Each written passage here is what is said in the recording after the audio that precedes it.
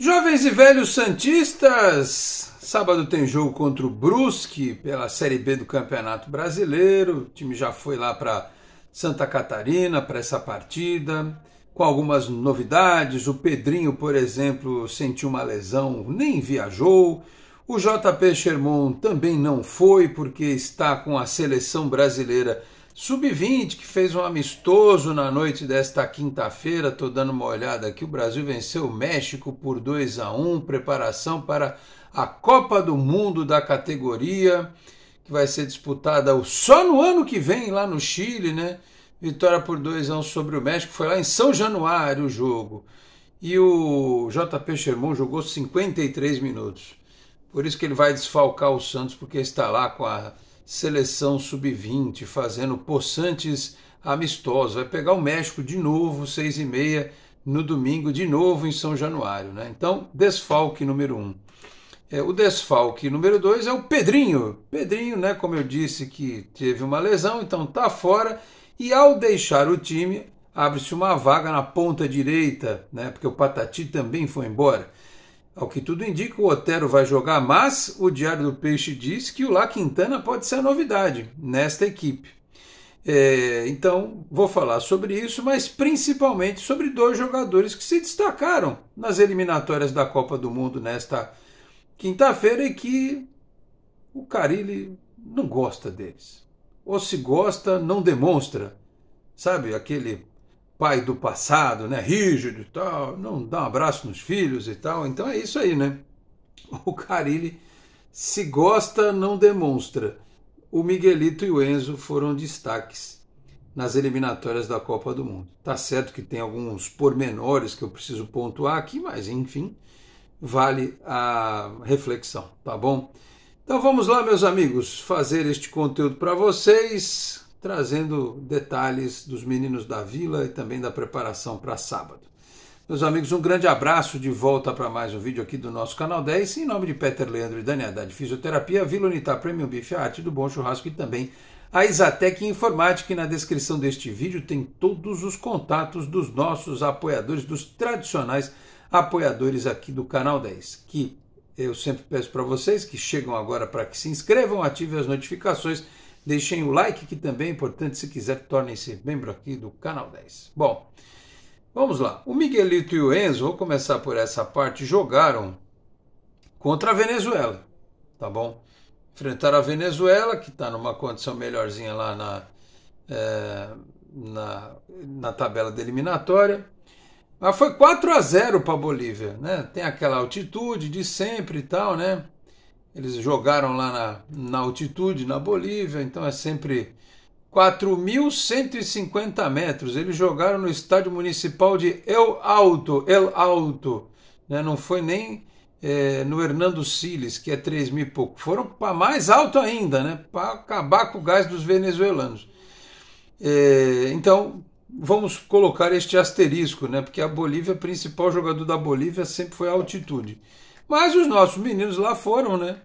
E fizeram os 2 gols finais da goleada. O Miguelito dentro da área, dividindo, fez o terceiro, e o Enzo fez o 4º gol. É claro que eu não vou usar como parâmetro esse jogo contra a Venezuela, mas são jogadores do Santos que estão disputando a eliminatória, que jogaram Copa América, né? O Enzo teve uma chance cretina de jogar 45 minutos só e depois nunca mais formar no time principal. O Miguelito é abaixo de cretina as chances que ele tem, né? Ele só entra com o time defendendo, ele só entra com o time arrastado, com o time desmontado. Nunca teve a chance de começar como o Serginho, por exemplo, uma partida entre os titulares. Sherman do lado, Souza Escobar do outro, a zaga Jair e Gil, Pituca, Schmidt, Miguelito, né? Aí Guilherme, Otero, Furt, enfim, não teve essa chance. E tem gente que diz que teve. Eu já falei, eu provo com números que isso não é chance. Eu já falei isso há muito tempo. Sou uma minutagem, não dá 1 jogo e meio de chance que esse rapaz, 2 jogos, isso não é chance, né?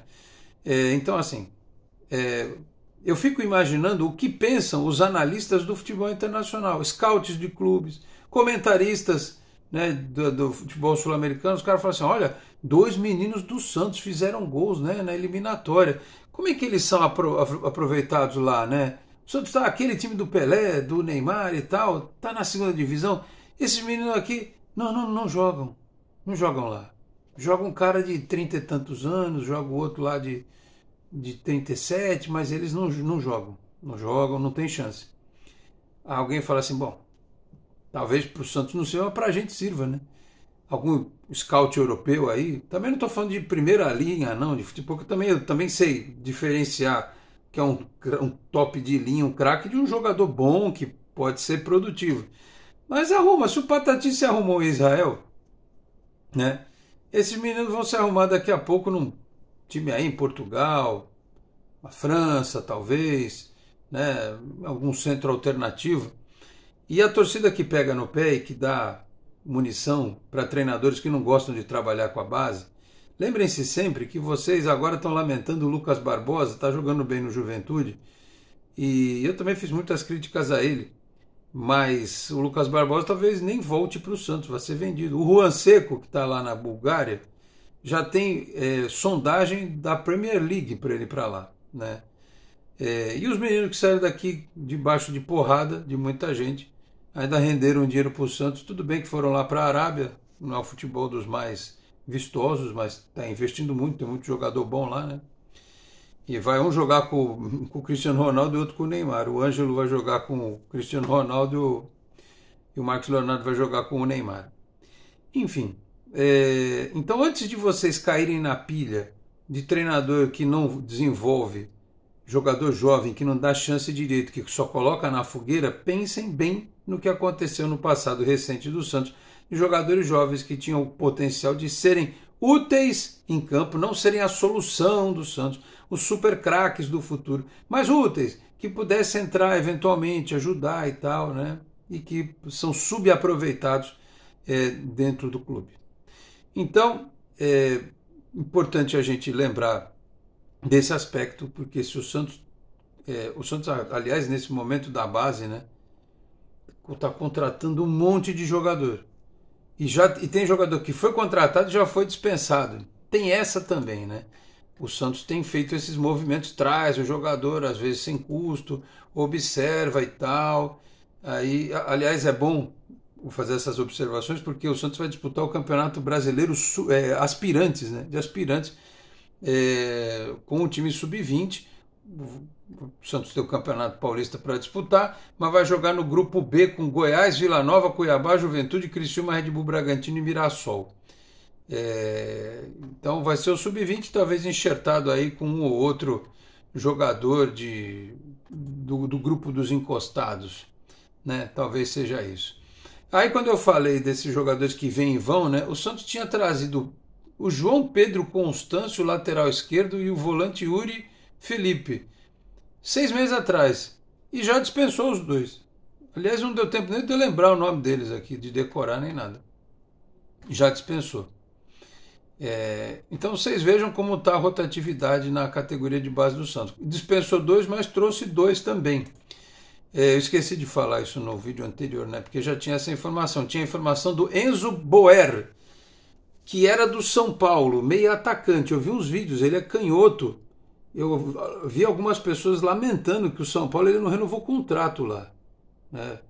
Ele era o 10 lá do time sub-20 do São Paulo. Se bobear agora nesse fim de semana no Campeonato Paulista, é capaz de já estrear, porque esses moleques, chegou um do Grêmio, estreou, chegou um do Inter, estreou. E esse Enzo Boer, ainda mais com a ausência do Miguelito que está lá na seleção, eu não digo nada que ele não vá para o jogo, né? E o Adrian Silva, que é volante, que era do Corinthians, esteve no Corinthians, esse eu não lembro, né? Teve passagem pelo São Bernardo, chegou ao Corinthians em 2021, atuou pela Copa São Paulo e chegou a estar emprestado para o Atlético Paranaense. E tá aí, o Enzo estava no São Paulo, na equipe de Cotia, ficou lá por 8 anos, desde os 11 anos de idade. Então eles fizeram vínculos até 31 de janeiro de 2026, ou seja, são atletas com contratos mais longos, mas claro, atletas da base com salário menorzinho. Agora precisa ver por que o São Paulo não quis, por exemplo, renovar o contrato do Boer. Eu os lances que eu vi achei interessante, o outro eu não vi lance nenhum. Então, assim, o Santos está investindo em jovens, prospectando o mercado. Trouxe aí um atleta de Angola, que já estava no Brasil há um tempo, para o Sub-15, já estreou, já deu passe. Agora está trazendo mais esses dois. Como eu disse, outro dia trouxe um do Grêmio, trouxe um do Internacional. Tem o Profeta, que foi está com a seleção dele, da seleção dele da Venezuela. Tem o Nava, tem o Vídea Real, um monte de molecada, de fora inclusive. E aí estão sendo trabalhados. Mas aqueles que estão no limite já, que a gente já sabe o que podem render, porque esses que eu citei agora são novos, vão entrar no time daqui a pouco. Agora esses aí já eram para estar sendo trabalhados em cima. E o treinador do Santos não faz isso, né? Aliás, está aqui o nome do menino que está no Sub-15, Osvaldo Yamba Kinanga. Estreou na vitória sobre o Mirassol, lá no CT do Mirassol. Deu até passe para gol lá, né? Então vejam só, né, que coisa. O Santos faz um trabalho interessante de prospecção, vamos ver se com o tempo vai dar resultado, mas chega lá no professor Carilho, os moleques não jogam, os que têm idade, né? Então, enfim, é isso. Repito, vamos guardar a devida proporção para o fato de terem jogado numa altitude que equivale a metade do Monte Everest, né? Everest é 8.000, lá vai qualquer coisa, os caras jogaram no estádio a 4.000 e tanto, né? O ser humano normal não consegue nem respirar. Os bolivianos é que tem essa capacidade, né, de respirar nessas altitudes e manter a sua capacidade cardiopulmonar. Então é isso. Meninos foram destaque nessa rodada da eliminatória. Outros meninos estão aí esperando chance no Santos, que vai jogar essa Copa de Aspirantes, esse Campeonato Brasileiro de Aspirantes. É Sub-23, tá? Bom que se diga. Eu falei dos jogadores encostados, mas não sei se o regulamento prevê que tenha um, ou dois ou três, como geralmente essas competições dizem, que pode, acima do Sub-23, da idade Sub-23. Talvez não. Então a gente vai aguardar, mas talvez lá algum que está encostado possa ser aproveitado. E o La Quintana, como eu citei aqui também, que pode, numa dessas, ter uma chance de jogar como titular, se o Carille quiser botar mais velocidade, se ele quiser botar mais transição, tirar o Otero, que segura um pouco mais a bola, que tem um pouco mais de capacidade na bola parada, ou se ele vai querer estrear o La Quintana. Lembrando que o Supa, ou o Sufa, né, não vai estrear ainda, né, ainda não se encontra em condições, e o Luan Pérez está para chegar no Brasil, vindo da Turquia. Inclusive eu vejo no GE que ele tem uma cláusula no contrato sobre a condição física dele, porque ele vai fazer exame aqui ainda, né? Ele falou lá, mandou um laudo do time dele da questão do joelho dele, que ele fez um LCA e tal, e depois não jogou, né? A última vez que ele jogou foi em agosto do ano passado. Então tem mais de um ano aí que ele não joga. Então ele tem lá essa cláusula no contrato que tem que ver a questão física e coisa e tal. Tá bom, meus caros? Então era isso, as notícias desta quinta-feira. E claro que nesta sexta tem o nosso tradicional pré-jogo, porque sábado tem Santos e Brusque. E antes de encerrar, vou pedir para vocês darem uma conferida no bate-papo que eu tive com o Tony Vasconcelos. Falamos um pouquinho da seleção brasileira, é bem verdade, falamos um pouquinho de Fórmula 1 e falamos do Santos também no nosso Live Sport Jovem Pan Santos, que foi na manhã desta quinta-feira. Vou colocar o link na descrição, nos comentários, para vocês darem um like lá também no nosso trabalho de esportes que está começando na Jovem Pan Santos. E por gentileza, se você ainda não é inscrito lá no canal da Jovem Pan, se inscreva, né? Deem esta moral. Vocês gostam de mim? Vocês estão aqui até o fim do vídeo ouvindo o que eu estou falando, vocês curtem o meu trabalho? Então assiste o vídeo lá com o Tony, tá? Aproveita e se inscreve lá no canal da Jovem Pan. Tá bom? Estamos fazendo um trabalho lá de jornalismo todo dia e criando esta sementinha do esporte lá também, mesmo que de forma online, na emissora. E a gente tira um corte e sempre coloca no dia seguinte no jornal, que aí vai no dial para todo mundo, no 95,9 1. Tá bom, meus caros? Então era isso. Agora sim eu vou encerrar, reforçando que este foi um conteúdo em nome de Peter Leandro e Dani Haddad Fisioterapia, Vila Unitar Premium Beef, Arte do Bom Churrasco e também Isatec Informática. Eu vou ficando por aqui. Muito obrigado a todos pela audiência, um grande abraço e até a próxima. Tchau, pessoal.